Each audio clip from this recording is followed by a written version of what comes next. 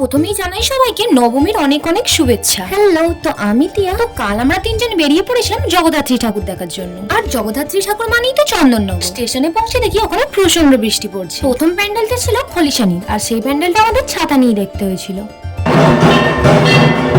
প্যান্ডেলের ভেতরে গিয়ে দেখি ওখানে পুজো আরম্ভ হয়ে গেছে। আর দেখো প্যান্ডেলের ভেতরটা কত সুন্দর দেখতে লাগছে। তো দেন আমরা বেরিয়ে পড়লাম পরের প্যান্ডেলে যাওয়ার জন্য। যেহেতু বৃষ্টি পড়ছিল তাই রাস্তায় খুব একটা ভিড় ছিল না। তো চলে এসেছি আমরা পরের প্যান্ডেলে। আর দেখো এই প্যান্ডেলটাও বেশ সুন্দর লাগছে দেখতে। লাইটিং দিয়ে প্যান্ডেলের ভেতরটা বেশ সুন্দরভাবে সাজানো। তো চলো আবার যেতে হবে পরের প্যান্ডেলে। আর যেহেতু সকাল থেকে বৃষ্টি পড়ছে তাই এখানকার লাইটিং গুলো খুলে ফেলা হচ্ছিল। তারপর আমরা চলে এলাম বাগবাজারে। বাগবাজারের রাস্তায় দেখো সারা রাস্তা জুড়ে আলপনা আঁকা। আসলে প্রতি বছরই এখানে আলপনা আঁকার প্রতিযোগিতার আয়োজন করা হয়। তো দেন আমরা চলে এলাম পরের প্যান্ডেলে। আর এই প্যান্ডেলটা হয়েছিল টিন দিয়ে। প্যান্ডেলটার সাইড দিয়ে সিঁড়ি করে একটা বাড়ি টাইপ থিম করেছে। আর এখানে গিয়েও দেখলাম পুজো হচ্ছে। তো দেন আমরা লাঞ্চ করে নিলাম।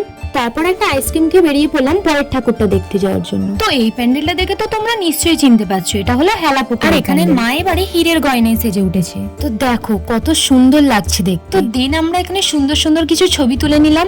তো চলো এবার পরের প্যান্ডেলে যাওয়া যাক। রাস্তার পাশেই ছোট্ট ছোট্ট কাঠের আসবাবপত্রগুলো বেশ সুন্দর লাগছিল দেখতে। তারপর আমরা এখান থেকে কিছু ক্লিপ কিনে নিলাম। তো নেক্সট চলে গেলাম একটু ফুচকা খেয়ে নিতে। তো এবার যাবো আমরা স্টেশনের ওপারের ঠাকুর দেখতে। তো সেগুলো তোমাদের ভিডিও নেক্সট পার্টে দেখাচ্ছি। এখনকার জন্য টাটা।